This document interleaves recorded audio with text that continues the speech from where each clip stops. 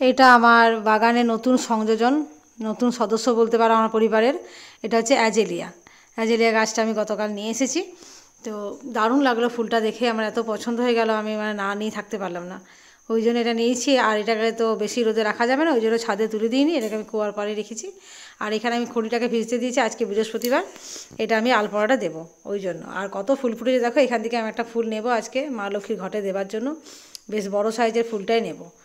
তো যাই হোক, ওই ফুলটা যেটা হাত দিলাম ওটা আমি পরে পেরে নেব। আর এখানে দেখো কত লঙ্কার ফুল দিয়েছে, কিন্তু লঙ্কাগুলো ঠিকঠাক করে ধরছে না, একটি মাত্র ধরেছে, তারপর কিন্তু আর ধরেনি, শুধু প্রচুর পরিমাণে ফুলই দিয়ে যাচ্ছে। এখানে আমার ফুল তোলা হয়ে গেছে, আর কয়েকটা ওপরে যাব, ছাদে কি কি ফুল আছে সেগুলো তুলে নিয়ে আসবো। ছাদে ফুল তুলতে যাব তার আগে একটু তোমরা দেখে নাও, আমি আলপনা দিয়ে দিয়েছি। কীরকম হয়েছে আলপনাটা বলবে, আমার একটু ভালো লাগলো দেখতে, ওই জন্যই ভাবলাম তোমাদের সাথে একটু শেয়ার করি। আলপনা দেওয়া কমপ্লিট হয়ে গেছে, এবার একটুখানি স্নানের জল ধরে নিচ্ছি, স্নানের জলটা বসিয়ে যাবো ওপরে। চলো, চলে এসেছে ওপরে, জল গরম তো বসিয়ে দিয়েছি, জলটা গরম হতে থাকুক। এখানে দেখো রানী জবাটা কি সুন্দর একটা ফুটেছে, তো ভাবছি পরের দিন এটা তুলবো। আর এখানে গাঁদা ফুল অনেকগুলো আছে, প্রয়োজন মতো তুলবো। নিচে আমার অনেকগুলো ফুল জোগাড় হয়ে গেছে, তো তা দেখতে এলাম, যেহেতু আজ বৃহস্পতিবার একটু বেশি ফুল লাগে। তো ফুল গাছ দেখতে আসার পর দেখলাম কয়েকটা গাছের ডাল বেশ শুকনো হয়ে গেছে, এগুলো আমি কাটিং করে নেবো একটুখানি। কাটিং করলে কী হবে, নতুন নতুন আবার অনেক ব্রাঞ্চ বেরোবে। আর শুকনো গাছের ডালগুলো দেখতে খারাপও লাগছে, ভালো লাগছে না দেখতে, ওই জন্য এগুলো কাটিং করে নিচ্ছি। এগুলো এখনও টবে সেট করা হয়নি, কারণ টব মনের মতন পাচ্ছি না, কয়েকটা এনেছি আমি, তো ওইগুলোর জন্য আমি অন্য গাছের মানে কথা ভেবেই আমি টবগুলো নিয়েছি, এগুলোর জন্য ভাবিনি। তো এগুলো এখন যেমন চলছে চলুক, পরে আমি টবে তো ট্রান্সফার করতেই হবে, পরে অবশ্যই করব।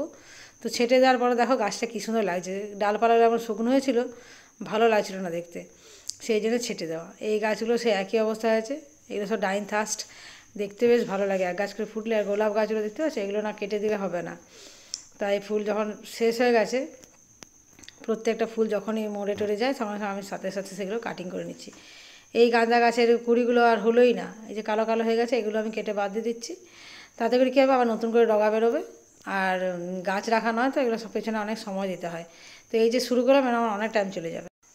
এখানে আছে কয়েকটা অপরাজিতা পেলাম, তো অপরাজিতাগুলো তো অবশ্যই নিয়ে যাবো, কারণ এগুলো একদিন ফুটলেই দেবো, সকালবেলা দেখবো এগুলো হয় ঝুমে যাবে, না তো ঝরে যাবে, সেই জন্য নিয়ে নিলাম। আর দেখতে পাচ্ছ কী সুন্দর গাছগুলো একদম লকলক করছে। আর আমার দেখেছি স্ট্রবেরি, প্রচুর স্ট্রবেরি ধরেছে, এর ভেতরে খাঁজে খাঁজে অনেক আছে, কিন্তু সেগুলো আমার একটুখানি মানে আর একটু পরিচর্যার দরকার। তো আমি শুধুমাত্র একটা গাছই নিয়েছিলাম স্ট্রবেরির, কেননা দেখবার জন্যই নিচে আমি দেখি পরিচর্যা করতে পারি কিনা বা ফল ধরাতে পারি কিনা। চলো, বাগান দেখে তো অনেকক্ষণ আগে নেমে গেছি, এখানে আমি পুজো করে নিয়েছি। আর দেখতে পাচ্ছ ঘটে আমি দিয়েছি সবথেকে বড় গাঁদা ফুলটা। পুজো কমপ্লিট হয়ে গেছে, এবার যাবো রান্নাঘরে টিফিন করব, রান্না যেগুলো থাকে রেগুলার। আজ করব কুলের চাটনি, এই সিজনে কুলের চাটনি এই প্রথম হবে। তো কুলের চাটনি খেতে তো সবাই ভালোবাসি আমরা, তো কুলের বোটাগুলো আমি ছাড়িয়ে নিচ্ছি, আর একটুখানি চেক করে নেবো যে কোথাও যদি কোনো পোকামাকড় থাকে বা একটুখানি চেক করে নিব, তারপর ভালো করে পরিষ্কার পরিচ্ছন্ন করে ধুয়ে এটা করব। তো কুল আমরা ছোটোবেলায় এত কুল খেয়েছি, আর এত মানে কুলের তলাতে বাসেই ছিল, মানে কুল গাছের তলাতেই আমাদের বাস ছিল, মা ঘুম পাড়িয়ে দিত, কিন্তু আমরা তো ঘুমাতাম না, মাই ঘুমিয়ে যেত, আমাদেরকে ঘুম পাড়ার দিকে দাদার আমি চলে যেতাম সোজা গাছের কাছে, কোথায় কুল গাছ দেখতাম, আর সব ঠিকানা তো জানাই ছিল।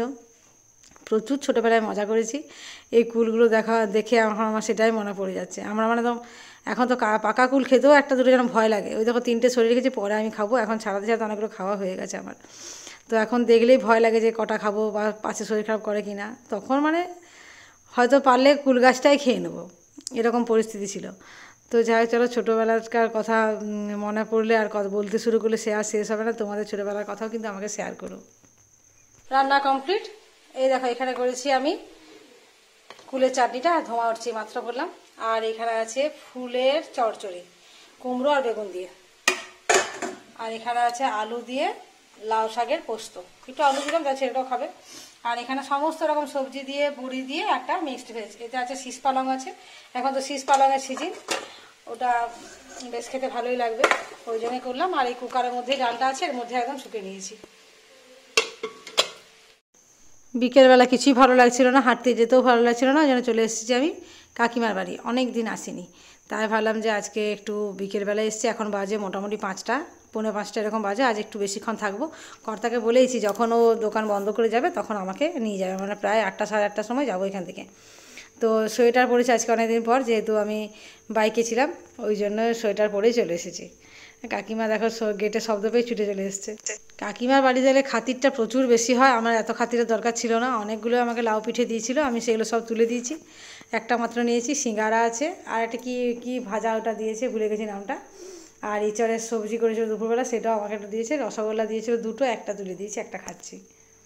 শুধু যে খেয়েছি তা না, যাবার সময় আবার নিয়েও যাচ্ছি। আমাকে আজ আর রুটি করতেই হবে না, যেহেতু কাকিমা আমাকে এত লাউয়ের পিঠে দিয়েছে, মিষ্টি দিয়েছে, এগুলো আমার হয়ে যাবে। তো রাত্রে ম্যানেজটা হয়ে গেল। চলো এখান থেকে বেরিয়ে পড়বো এবার। কোন দিকে? আমি জুতো এদিকে খুলেছি, এই গেটটাই খুলেছি। চলো ছুটি শেষ, বাড়ি এবার। না অনেকক্ষণ ছিলাম। হ্যাঁ আসবো। এবার কাকিমা আপনারা যাবেন? এটা কি বাঁশ গাছটা নাকি গো? কাকু টাটা।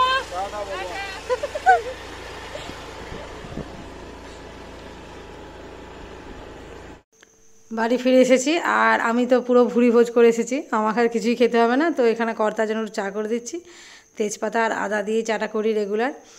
আর চাটা করে ওকে দেবো, তারপরে আর তো আমাকে খাবারও করতে হবে না। কাকিমা যা খাবার প্যাক করে দিয়েছে ওতে ওদের দুজনের হয়ে যাবে আরামসে। তো চলো এখানে আমি চাটা করে আগে কর্তাকে দিয়ে দিই। চাটা অনেকক্ষণই হয়ে গেছে, একটু ঠান্ডা করবো, ঠান্ডা করে পর ওকে দেবো। তো এত গরম গরম চাটা খায় না। চলো কাকিমার বাড়িতে অনেকক্ষণ ফিরে এসেছি, আর এবারে কাকিমা যে লাউয়ের পিঠে দিয়েছিল সেই পিঠেটা দিয়ে আজকে রাত্রে খাওয়া দাওয়া কমপ্লিট হবে। আজ আর রুটি করিনি, কেন অনেকগুলো দিয়েছে, ওগুলোতে আমাদের যথেষ্টভাবে হয়ে যাবে। তো চলো খাওয়া দাওয়াটা এবার শুরু হবে। আজকের ব্লগটা এখানে শেষ করছি। যদি ভালো লেগে থাকে অবশ্যই একটু সাবস্ক্রাইব করে দিবে, আর সেই সাথে একটু লাইক করতে ভুলো না। আগামীকাল দেখা হচ্ছে নতুন ব্লগে নতুনভাবে। আজকের মতো রাখি গুড নাইট। আবার বলি সাবস্ক্রাইব কিন্তু অবশ্যই করে দিও।